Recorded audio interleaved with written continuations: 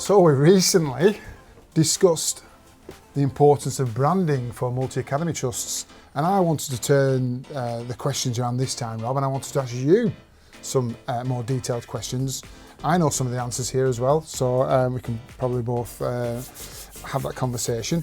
I wanted to ask you sort of why is it so important that schools make sure they've got the right video and the right sort of standard of quality of videos in education? Yeah, that's a great question, and one that we get asked a lot, and certainly in this day and age where you have a lot of schools filming internally on phones and tablets and things, and then you have, you know, huge production companies from London that will descend on a big private school and they might spend £100,000 on. You know, they do look good. They do, and it's all valid content, and the mobile phone content is valid. But in terms of leading on from that brand discussion, irrespective of the type of video that you're putting out there, it has to reflect your values and what you care about. Now, obviously, if you're doing a video on a phone, it's going to look very different to a video that our company might produce, and it might look very different again to something that's, you know, a very filmic-led approach from maybe a big, you know, London agency. You know, they've all got their role to play. But irrespective of what your budget is or what the device is, if at any stage what you're creating or that content is contrary to your brand values and doesn't feel like what you would put out, stop.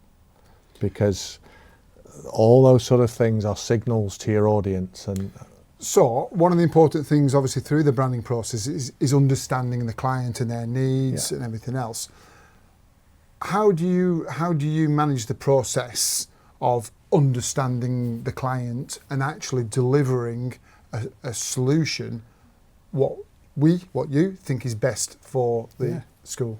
It all starts on paper or digital paper in this day and age. Getting the cameras out and the edit is one of the last stages. And sometimes that's a challenge, especially when you go to a school that's got amazing facilities or has just had a refurb and it looks like a new pin. You want to start capturing imagery. But until you know why you're capturing it, and until you know who your audience is and what you want them to think, to feel and do, don't film anything. So we have a scoping document which is on our website, and it's quite an easy thing to fill in, but it does ask the client just to think about that. Imagine your audience is watching this. Who is that audience? What are they doing? Because the most important part of a timeline really in a video, we say, is when someone's stopped watching. Because what are they left with? What are they thinking about? And if they've seen something and gone, it was all right, and then 2 other schools down, they can't remember the name of, it's kind of, but if they get to the end and they go, wow. Yeah. You know, when husband or wife comes home or, you know, whatever, or I want to show them that film and they've perhaps bookmarked it, and then it's done its job.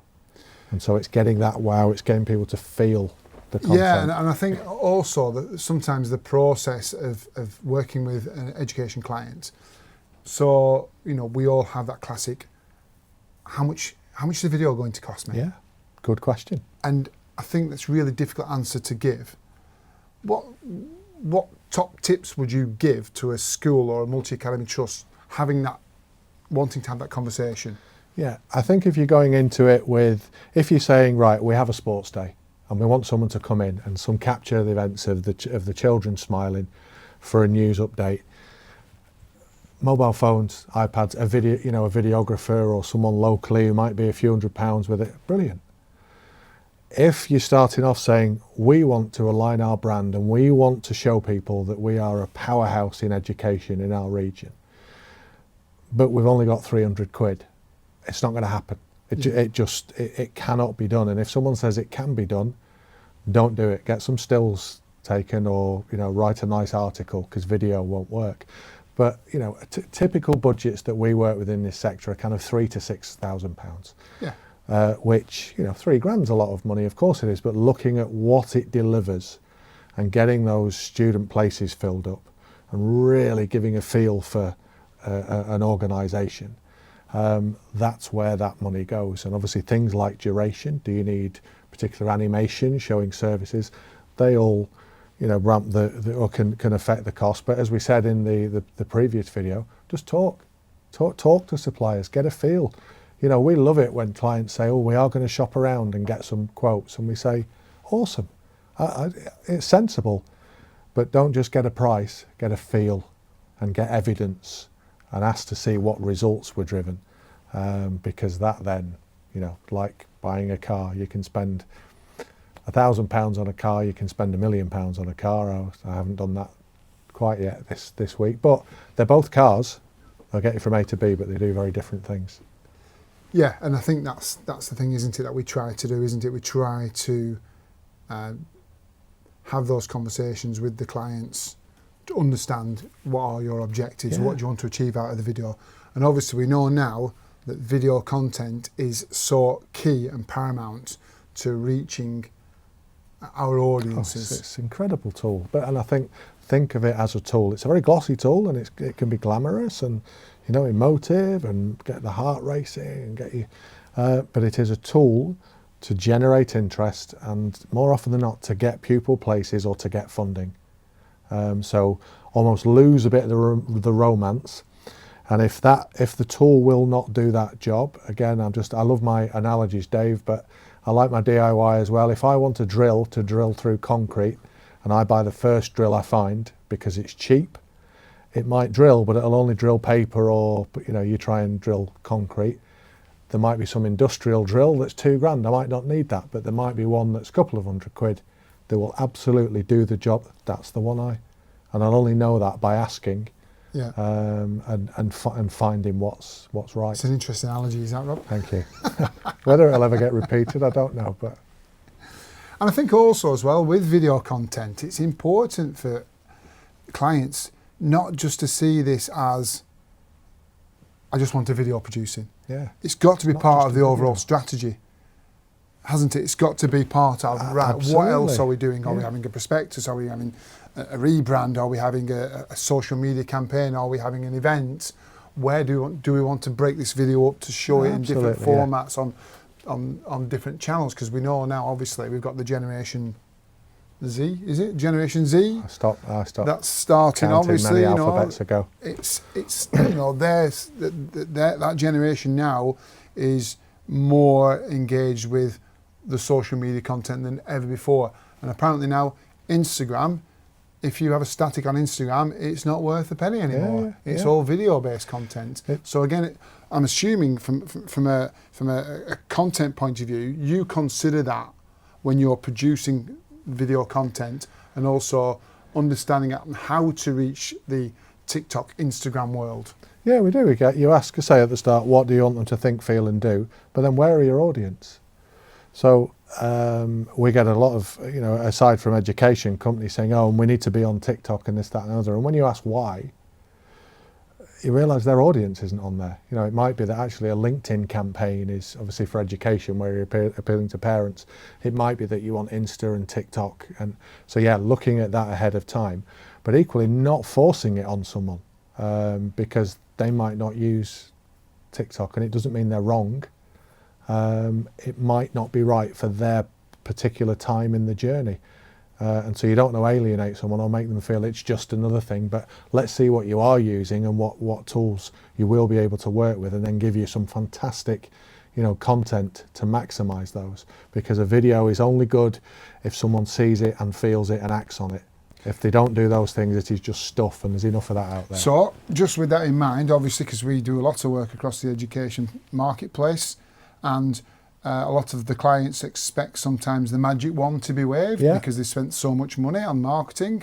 And obviously a lot of the time, again, we talked about in the earlier film, that you do need more stakeholders on board as advocates, as champions and ambassadors of the branding.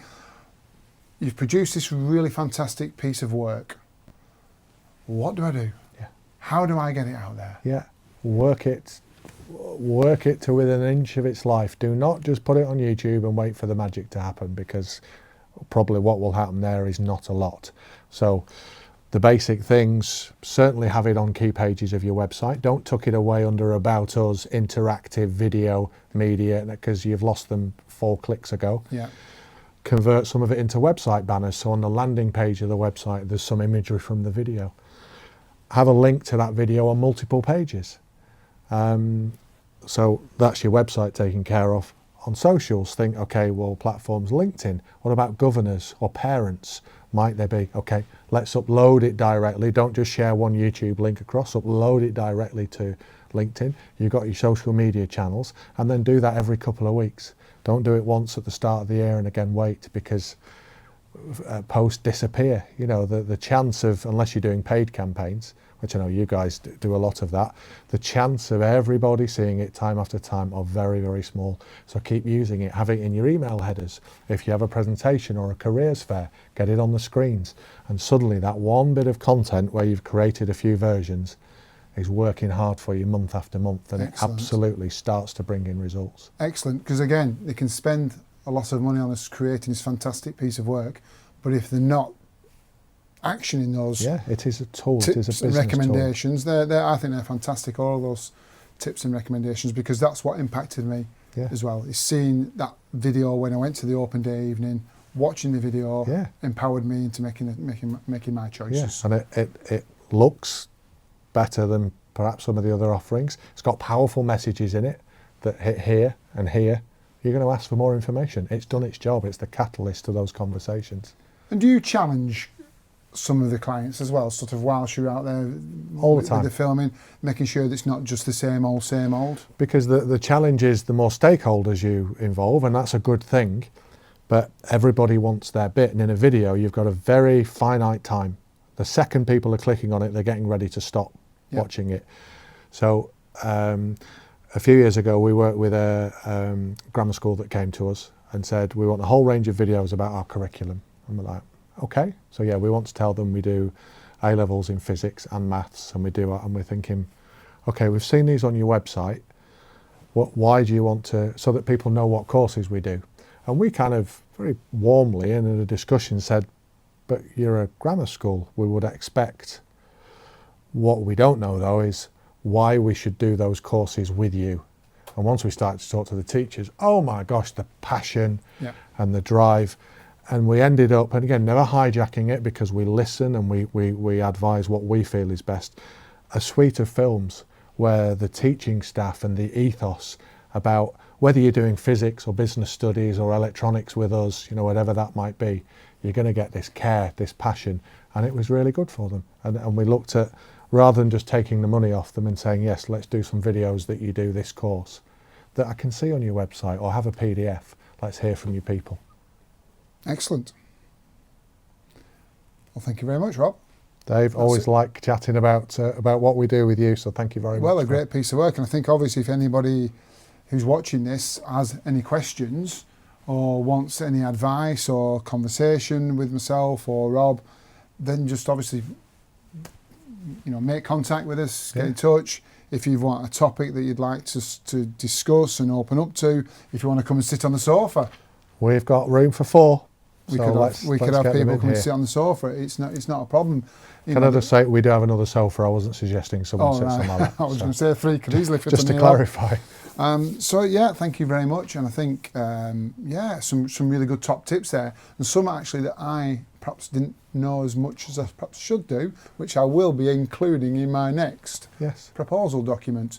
Because that is it. We want to make sure these projects succeed, because we want to see that our clients being successful, because that's what we do. Otherwise, there's no point. We're not just about just producing something and walking away. Impact, results. That's what my passion is. Impact and results. In everything that I do, I want to see the outcomes. And if it's not working, what do we need to change? And that's what your clients want.